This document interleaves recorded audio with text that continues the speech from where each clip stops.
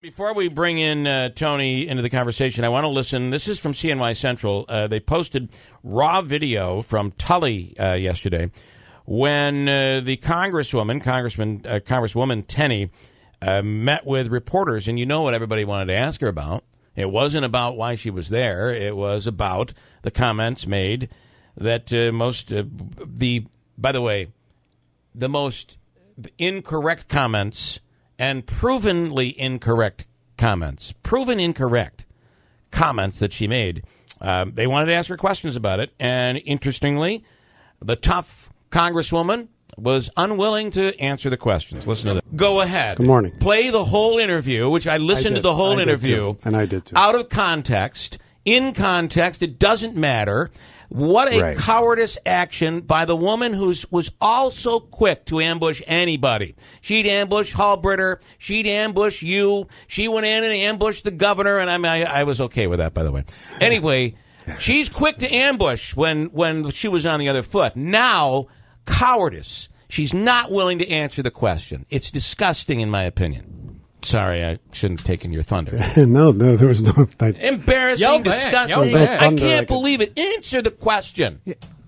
Yeah, answer the question. And look, we are all put in those positions, and you got to answer the question. You got to answer the question. And even... She'd be hammering you, let me tell you, if you didn't answer the question. Yeah, absolutely. And I believe, several times. Has many times. I mean, then why, when the shoe's on the other foot... Well, but the other point there is to listen to, it's just, being played over and over again. And I listened to it. When I first got the call, that's the other thing. When I first got a call about it, and heard the snippet about it or that had taken place before, and look, before I comment, and you guys know this as you deal with me on a regular basis, I'm like, well, okay, if I don't know the whole story, I like to get the story before I say anything. Right. So I did listen to the whole interview. And it was even the comments before the Democratic comments about cities and about the inner city stuff. I thought about young black youth where was and outrageous. she was laughing during that. She was laughing at that point. That's the part that I got, and that's what I thought was the most, at the time in listening through it, the most despicable part, as I put it. But it got worse, and this is and I'll repeat what I've said. The last 2 days, it's an embarrassment really to our region, but it's also an embarrassment that, this is who we've sent to Washington to deal with these issues. We have serious issues out there. And on the heels of, this 17 people got killed last week. Why are we, really, this is where we've gone. And this is what has become of, look, I have seen this from her before, and when I say it, everybody says I pick on her, I have seen it as well.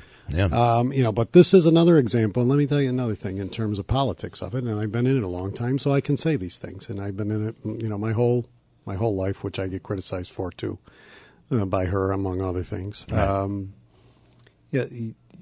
This is when your career initially is set, over in the cheap seats, and you can throw you can lob the grenades or whatever you want to call them at, whether it's at the governor, whether it's at the Senate, the Assembly, or whoever. And then when you get to go, now you're in big time, and your true colors come out because you're in a league that you don't belong in, quite frankly, and you're in a league in which it is serious business, much more serious than being a Republican member of the New York State Assembly at that point, where she was in the very last seat. And so, this also shows that, that side of it. But, there's so many serious issues out there to really, center around this and land there. It just really is. And then to have this splattered across the nation, every major newspaper within minutes. Within minutes. Well, and I immediately did what I wanted to know. First of all, is what she's saying true? Which shouldn't matter, to be honest with you. Even if it was true, we're talking about mental illness. But let's just go down that road. Right. Totally not. And Andrew's done some of the digging through Snopes. I know the OD, their blistering account. their editorial this morning got into it, but it's absolutely not true. Not true. And the other point is the response to it afterwards, the statement that was put out about switching to the liberal media and liberal media going after criticism gun owners of legal gun owners, right. Which and that's where I did some research, and I know that everybody looked at whether or not that's not whether true or not either. That's not, and no one has ever said. Yeah. I don't think there's an elected official, a politician, call them what you want, on either side of the aisle in any of these tragedies, and we've had far too many of them, and that's why it's like unbelievable that we've gone down this path. That anybody has said it's about legal gun owners. Nobody's saying that at all. Right. We're saying that these guns are getting into the hands of the wrong people. These guns are getting into the hands of people with mental illness. These guns are getting into younger people that it shouldn't. And look, I've always believed, and I stand with others on a Second Amendment right. I believe it. I understand it, and I accept it, and I respect it. But I do have a problem with AK, 47. I don't know guns all that well. I mean, I admit that, but I do think automatic weapons should not be allowed to be purchased by that's where it the gets, young people. That's where it gets cloudy. But it does get cloudy. There's semi-automatic weapons, right? But at the same time, you do wonder. And I, by the way, am all for the 18-year drinking age. I think if we can send these kids off to fight in Afghanistan, they should be able to have a cocktail or a beer. However, the law is 21. And it is ironic and interesting that they can buy a semi-automatic weapon or any gun, and in places like Florida, the background checks are minimal. Yeah, why? They can't buy a beer. Why do you have to have a gun in 3 days if it's in that if it's that kind of issue? Yeah.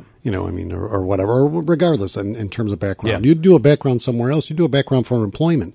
It takes you 30 to 40 days, if not longer. But that seems to be the debate, and it seems to be the debate that Republicans are having today. And that's, I don't know what makes this one different, this shooting different.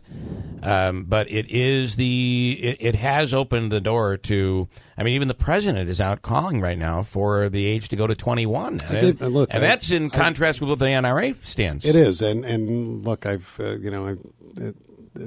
haven't agreed with everything and the way the president has done certain things, but I look at that and I give him, first of all, a lot of presidents wouldn't have done what he did the other day. Yeah. Even some of the stronger ones that we looked at over the years wouldn't sit down with that. The fact that he met with them that setting and let them, knowing that there's going to be someone out there that's going to criticize him, and there were, but to let them, vent the way they did, and it was powerful, and I think that I agree with that.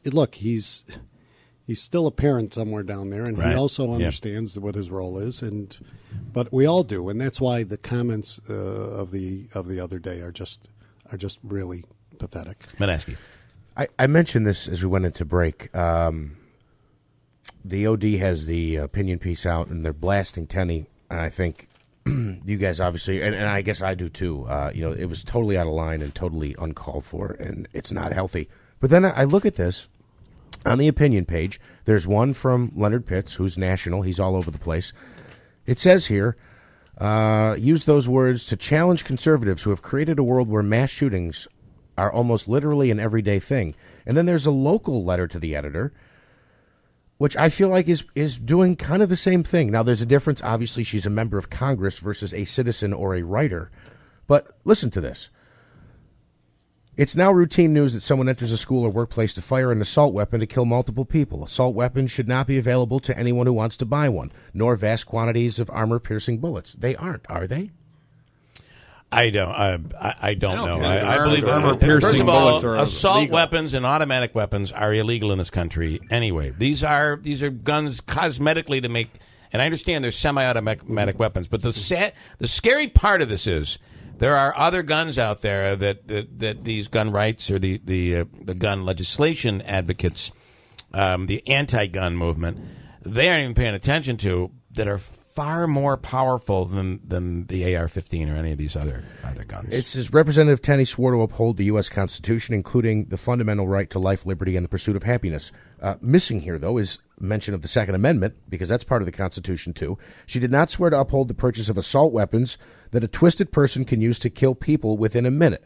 A sick distortion of the Second Amendment has overtaken our politicians, Tenney included. Why is Tenney so unwilling to make the choice to protect citizens from death by assault weapons? And assault weapons in general, the editorial is such criticizing her rhetoric is spot on. But this is in the same vein, isn't it? That's blaming conservatives and Republicans. But Mary from Clinton gets to have that opinion. And look, I don't think that's a fair excuse. I think it's still unhealthy, and I'm surprised to read it right next to their editorial. Well, I think, look, and let me, we are in a, I heard your discussion before as I was driving with the sheriff about the schools. Really, we had to think about locking down and schools in terms of magnetometers and other things. We're worried about fire drills now. We're worried about fire drills. Worried about anything else or anybody. Somebody shouts. He's got a gun. What happens at that point? And even if it isn't there, society has changed, unfortunately, and part of it though goes to her comments in which I don't want to say it ignites people's darker side of this, to protect what they believe is their right. Yes, the Second Amendment does give a right to bear arms, but it was also created at the time when the country had a militia and was looking at a way that they were, enacting citizen soldiers in that regard too. But it also said you had a right to bear arms in that context. And the Supreme Court has ruled on this. Yeah, and they have, and that's and we all support it. The point of it is we've got a problem now. And this problem is getting amplified, and by people like it's Mary from Clinton or whatever. Throwing gasoline on a fire, but the point of, no matter who you are, is not a wise thing. But the point of the fact that a federal representative, any of them, and in particular ours, would continually go down that path and blame that rather than looking for the solutions that we sent her there for, but that also that we expect. Look, I think it's expected from me and everyone else. The sheriff was on. I mean, that's what, our job is to do that, uphold the Constitution, but it's also to protect people. And it's also to find solutions when we have problems like this. We have serious issues, with school shootings. We have serious issues with, national security. Yeah. We have serious issues with gun violence all throughout, and in this type of profiling now that because you can't call it racial profiling, right? But I think what else has happened here is, and look, and I get criticized, and I'm surprised I haven't, nobody's. It's coming. I've got phone lines waiting. Sure, for you that's right fine. Now. I mean, I get criticized, but because. We have now gone to identify ourselves strictly as Republicans and Democrats. I'm an American. I live in Oneida County. I'm a second generation, American in this, in this country from Italian descent. That's my heritage. That's my belief. That's where I stand. That's where I want to be. I don't define myself in my person as a Republican. I work and I carry that message as that's my mechanism as I think.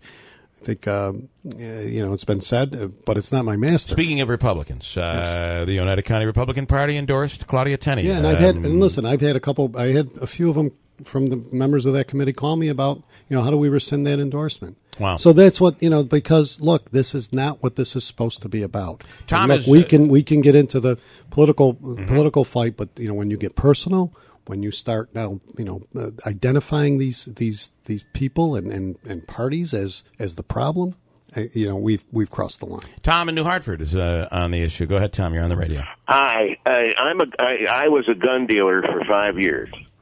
I have done perhaps. Where were you a gun dealer, by the way? Hunter Mountain. Hunter Mountain. Okay. Gander Mountain, right? Oh, Gander Mountain. Gander Mountain. Okay. Department. I've done approximately 300 to 400 FBI NICS checks. I have turned down sales, and we were all guaranteed as individuals at the gun store that without the intervention of the management that we could turn down a gun sale at any time we felt like it if we felt that the individual who was trying to purchase the gun was doing so in a fraudulent manner. And in other words, if they didn't know if they couldn't tell us who was going to get the gun, if we expected it was going to be a straw sale. Tom, I'm up against the clock here, so quickly, if you could. But the rules and regulations in New York State are far different than other states. Not with the FBI check. I understand, but you can get a gun a lot easier in Florida than you're going to be able to get a gun in New York. Well, if you can get you're allowed to be subjected to the FBI check, but the FBI check has to be done for any transfer. Right. Okay. So what happens is we send it in, we take the form. You got to tell me. I'm out of time. What's your point? What's the point, Tom? That these checks in other states do not take 30 days. They usually come back instantaneously from the FBI. Okay. And if you have to wait more than 10 days, the FBI says it's okay to sell because we haven't found anything. Got it. And I think in this case, this kid got these guns illegally. I'm not sure that a law would have. We do have two problems. Changed anything there? We do have two problems because we talk about. I mean, obviously the mental health issue. Question is, how do we identify that, and are we doing that quickly enough on that? How do we identify it? And then that goes to, I mean, then that who has gets to say who is mentally well, unfit? The first question is, and whether it's they saw posts through social media, which obviously is a big part of how we're doing things today, and what happens, and look what happened over the weekend. This is complex. It's not very complex. So it's hard to identify, but at the same time, when we see these signs, whether it's in a school or whether it's in a workplace.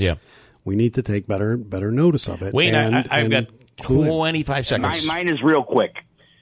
How do you stop somebody from getting a gun, buying it on the black market on the street, and what law stops that? And what law stops them from, say, going into a place and robbing it and just getting a gun that way? What laws stop that? And that's all I got to say. All right, Wayne, thanks. Again, this is extremely complex. Yes. I think the fact that there's a conversation, I wish the conversation was more focused on mental health, because at a time when we've cut budgets, the state and federal government have cut budgets tremendously. Remember, it's still very hard to identify that if those signs, and then what happens with the person who is the normal Joe? I mean, in that regard, and then all of a sudden, we're putting.